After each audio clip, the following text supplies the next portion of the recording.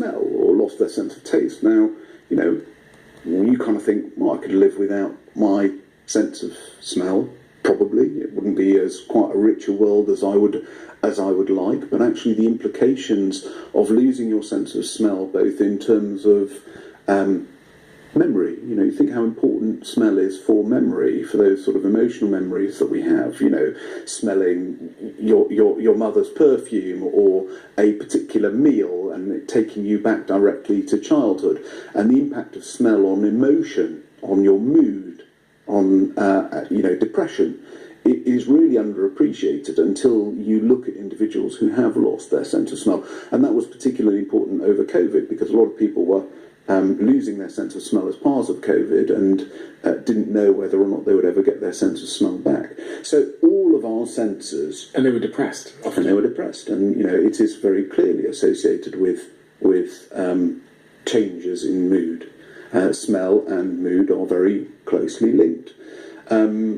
If you think about some of the other senses, so hearing, so people who experience auditory hallucinations, or in The Man Who Tasted Words, actually I was very kindly, Bill Oddie agreed to talk to me, and Bill has been experiencing musical hallucinations for many, many years. So everywhere he goes in his house, he will hear a soundtrack of music, and what the implications of that are.